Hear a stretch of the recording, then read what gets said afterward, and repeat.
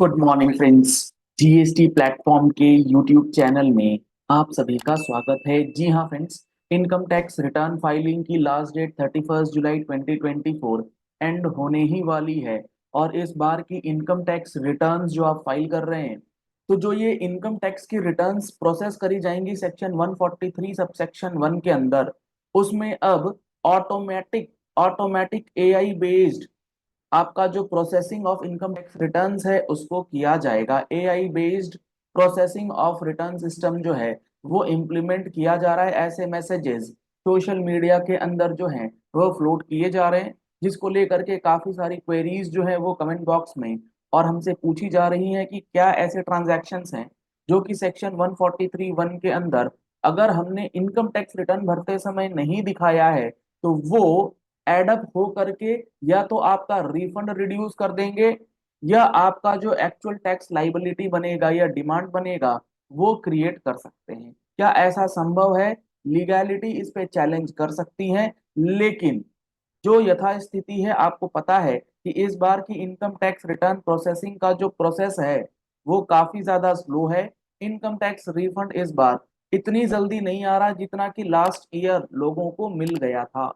तो आज मैं आपको दिखाने वाला हूं कि क्या क्या चीजें इस नए income tax return processing system के अंदर जो एआई बेस्ड है उसमें यहाँ पर किया जा सकता है। अब मैं आपको स्क्रीन के ऊपर जो चीजें दिखाने वाला हूँ ये सोशल मीडिया के अंदर चीजें जो हैं वो बहुत ज्यादा तरीके से ये फॉरवर्ड की जा रही हैं, तो आपको भी इसकी इंफॉर्मेशन होनी चाहिए, क्योंकि ये कहीं से भी अनजस्टिफाइड या फिर ऐसा नहीं लग रहा कि ऐसा तो बिल्कुल भी हो ही नहीं सकता। क्योंकि आप सबको पता होगा जीएसटी के अंदर AI based show cause notices जो हैं वो भर भर के इशू हुए थे। तो कोई बहुत बड़ी बात नहीं है कि इनकम टैक्स के अंदर भी कुछ ऐसा ही कारस्तानी या कुछ ऐसी ही करामात इस बार आपको झेलनी पड़े, देखने को मिल जाए। तो यहाँ पर आप देख पा रहे हैं income tax refund will take time this year. इस बार का इनकम टैक्स रिफंड जो है वो बहुत ही समय लगा करके आएगा और ये बिल्कुल पक्की बात है, हो ही रहा है ऐसा। They are going to scrutinize the returns very very strictly. Income tax returns जो आप फाइल कर रहे हैं वो स्क्रूटनी ऑफ रिटर्न्स नहीं, ये ऑटोमेटिक स्क्रूटनी जो 143(1) से पहले सीपीसी बेंगलुरु के अंदर होता है उसकी बात है। They are adapting specially designed self-automated and modified artificial intelligence software, AI-based software for scrutinizing the fields of ITR। जो आप अपनी इनकम टैक्स रिटर्न्स भर रहे हैं उस इनकम टैक्स रिटर्न्स को भरने के बाद जो उसमें आप कॉलम्स डाल रहे हैं उन कॉलम्स को इस बार कोई सिस्टम चेक करेगा, ना कि कोई इंसान चेक करेगा। एआई सॉफ्टवेयर चेक करेगा कि भाई जो तुमने रिटर्न्स भरी हैं उसमें तुमने कैपिटल गेन क्या दिखलाया है, लॉन्ग टर्म कैपिटल गेन क्या दिखलाया है, वो सारी चीजें। This program will first collect the data linked with your PAN card and then it will automatically follow the linked data with your Aadhaar card. यानी कि आपका पैन और आधार तो लिंक है। आपसे सबसे पहले जो आपने इनकम टैक्स रिटर्न फाइल करा है उसके अंदर आपने अपना पैन कार्ड डाला होगा। सबसे पहले उस पैन कार्ड से रिलेटेड जो भी डेटा है, जो भी लिंक्ड डेटा है, वो सारा का सारा डेटा कोलेक्ट कर लिया जाएगा, वो सारा का सारा डेटा कैप्चर किया जाएगा।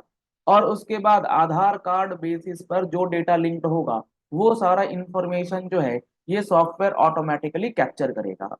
उसके बाद ये जो डेटा कैप्चर किया गया है उसे टैली किया जाएगा with the transactions linked with your Aadhaar and PAN to the bank accounts attached. अब बैंक अकाउंट्स के अंदर या तो आपने पैन दिया होगा या आधार दिया होगा, ये दोनों दिया होगा। पैन आधार आपस में लिंक्ड है। अब जब पैन और आधार आपस में लिंक्ड है तो वो जो डेटा फेच किया गया, मान लो पैन और आधार से निकला कि आपने प्रॉपर्टी बेची है 1 करोड़ रुपए की। अब आपके बैंक अकाउंट से मैच किया जाएगा कि वह 1 करोड़ रुपए का जो प्रॉपर्टी सेल हुआ वो आपके बैंक अकाउंट के अंदर आया है या नहीं आया है। और उसके बाद वो सारी चीजें आपके इनकम टैक्स रिटर्न के फील्ड से मैच करी जाएंगी। भाई क्या होगा अगर ये एआई बेस्ड सॉफ्टवेयर का आईटीआर प्रोसेसिंग लग जाता है? हालांकि ये सोशल मीडिया के अंदर ही है, अभी तक कोई भी क्लैरिफिकेशन इनकम टैक्स डिपार्टमेंट की तरफ से नहीं आया है। क्लैरिफिकेशन आना जरूरी है, क्या ऐसा कोई सॉफ्टवेयर लगाया गया है फॉर 143(1) प्रोसेसिंग? वैसे वो बताएंगे नहीं बताएंगे ये भी एक सवाल है। AI will tally the transactions linked with your Aadhaar and PAN to the bank accounts attached. Now it will collect all the details of fixed deposits। अब इसके बाद जब पैन और आधार से लिंक हो गया, अब आपके बैंक अकाउंट की डेटा माइनिंग करी जाएगी। आपके बैंक अकाउंट में क्या क्या रखते हैं आप? आपके बैंक अकाउंट में रहता है fix deposits, quarterly interest credited जो आपने एफडीज करा रखी होंगी, एफडीज के ऊपर इंटरेस्ट, सेविंग्स अकाउंट के ऊपर इंटरेस्ट, डिविडेंड्स जो आपको मिल रहे हैं शेयर्स के ऊपर, उसके बाद जो शेयर के ट्रांजैक्शंस आपने करे हैं, long term capital gain, short term capital gain, जो भी पैसा आपने बेचा है आएगा तो अल्टीमेटली बैंक अकाउंट में। आपके 5 बैंक अकाउंट है तो आपके तो पांचों को पांचों बैंक अकाउंट में पैन होगा, आधार होगा, वो सारा कुछ लिंक होगा। म्यूचुअल फंड्स हैं, शेयर्स है, लॉन्ग टर्म कैपिटल गेन है, शॉर्ट टर्म कैपिटल गेन है of all the bank accounts you declared and attach yourself with your income tax returns. Income tax returns में आप अपने बैंक अकाउंट की details दे रहे हैं, ऊपर पैन नंबर लिख रहे हैं जनरल में, नीचे बैंक अकाउंट डिटेल्स भी देना है, आधार नंबर भी दे रहे हैं, तो सारा इंफॉर्मेशन इनकम टैक्स रिटर्न में है। एआई सॉफ्टवेयर सारे डेटा को मैचिंग करेगा बैठ करके कि आपके बैंक अकाउंट में जो पैसा फिक्स डिपॉजिट के रूप में निकला है या आपके अकाउंट के अंदर जो आपका फिक्स डिपॉजिट्स है उसके इक्विवेलेंट इनकम या एट पार इनकम आप दिखला रहे हैं या नहीं। सेविंग्स इंटरेस्ट जो आपके अकाउंट में क्रेडिट हुआ वो आपके आईटीआर में डिक्लेयर्ड है या नहीं। आपके जो डिविडेंड इनकम है वो आपके आईटीआर में है या नहीं। शॉर्ट टर्म कैपिटल गेन अगर आपने कोई शेयर्स म्यूचुअल फंड सेल किए हैं जो आपका एआईएस टीआईएस ऑलरेडी कर रहा है, उसको तो ऑलरेडी रिकंसाइल करना ही है आपको, उसके बाद आपके बैंक अकाउंट से टैली किया जाएगा। Now it will start tallying the undeclared bank accounts on your name and also with the joint bank accounts in which you are a third और सेकंड होल्डर। आपका पैन और bank जो link है उसके अंदर जो भी अनडिक्लेयर्ड बैंक अकाउंट्स होंगे जो आपने आईटीआर में डिक्लेयर नहीं करे होंगे उसकी इंफॉर्मेशन वहां से कलेक्ट कर लेंगे। अगर तो आपने डिक्लेयर किया होगा तो ठीक है, अनडिक्लेयर्ड बैंक ट्रांजैक्शंस के अंदर भी अब जो भी इनकम डिराइव होगी उस डेरिवेशन के बेसिस पर इनकम टैक्स की डिमांड्स जो है वो क्रिएट करी जा सकती है, करी ही जाएंगी, मैं ऐसा नहीं कह रहा हूं, करी जा सकती हैं। ऐसा इस artificial intelligence based software based जो प्रोसेसिंग की बात है उसको लेकर के कही जा रही है। It will also search the postal accounts, bank accounts with all the cooperative banks, local credit institutions, postal fixed deposits, interest, postal recurring deposits, MIS, senior citizen savings schemes, etc., either singly or jointly with the second name where your investments are made with the family members and who are not registered ITR filers। हो सकता है आपने कोई ऐसा investment कर रखा हो किसी ऐसे फैमिली मेंबर्स के साथ जो आईटीआर फाइल नहीं कर रहे, तो अब वो डेटा भी फेच किया जाएगा और अकॉर्डिंगली चेक किया जाएगा कि आपके पोस्ट ऑफिस के अंदर क्या अकाउंट्स है, बैंक अकाउंट्स जो कोऑपरेटिव बैंक्स के अंदर है वो सारी चीजें किस तरीके से आपने मैनेज करी।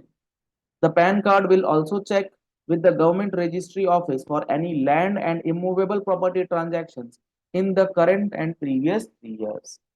जो लैंड रजिस्ट्री रिकॉर्ड्स होती हैं, जो रजिस्ट्री ऑफिसेज होती हैं, उन ऑफिसेज के अंदर जो आप जमीन, फ्लैट्स, प्रॉपर्टीज खरीदते बेचते हैं उससे संबंधित जो इंफॉर्मेशन है उसको कलेक्ट किया जाएगा और कंपेयर किया जाएगा कि आपने सेल से रिलेटेड ट्रांजैक्शन डिक्लेयर किया है या नहीं।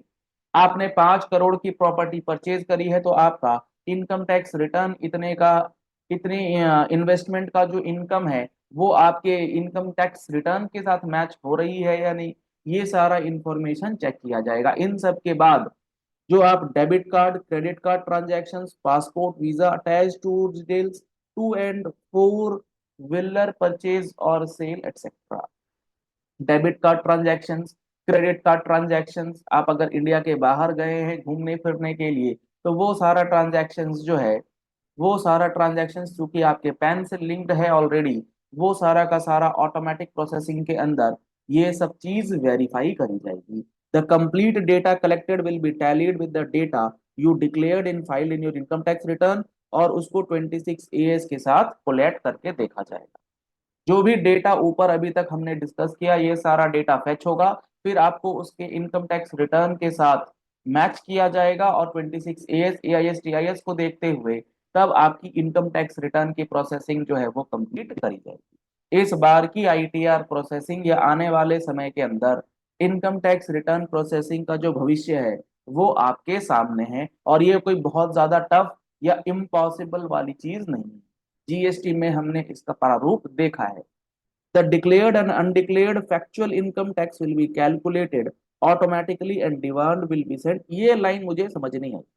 ऐसा संभव नहीं है कि 143(1) के अंदर आपकी अनडिक्लेयर्ड इनकम को टैक्स लाइबिलिटी में कन्वर्ट कर देंगे। ये एज पर प्रोविजन सही नहीं होगा।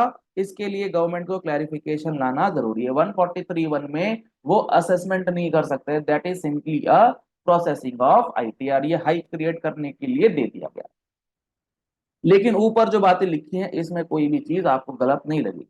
The full proof automated AI ITR program is successfully finalized and tested. ये कह रहे हैं कि अब जो ये सब चीजें हैं ये फाइनल हो चुकी हैं, टेस्टेड हो चुकी हैं और ये लागू कर दी गई हैं। तो आपको अपनी इनकम टैक्स रिटर्न भरते समय अब इन बातों का ध्यान रखना है, क्योंकि इस बार की इनकम टैक्स रिटर्न प्रोसेसिंग जो है वो ऑटोमेटिक एआई बेस्ड सॉफ्टवेयर करेगा, जो आपकी सारी की सारी जन्म कुंडली जो है उसे मैच करेगा। चलिए इस वीडियो को यही एंड करते हैं। ऐसे ही प्रैक्टिकल वीडियोस और बजट 2024 के अंदर जो चेंजेस किए गए हैं उन चेंजेस से रिलेटेड आपको एनालिसिस हमारे यूट्यूब चैनल जीएसटी प्लेटफॉर्म पर सबसे पहले देखने को मिलेगा। तो आप हमारे चैनल को फॉलो कर लीजिएगा, सब्सक्राइब कर लीजिएगा नोटिफिकेशन बेल के साथ, ताकि कोई भी इंफॉर्मेशन आपसे मिस ना हो जाए। Thank you and have a nice day.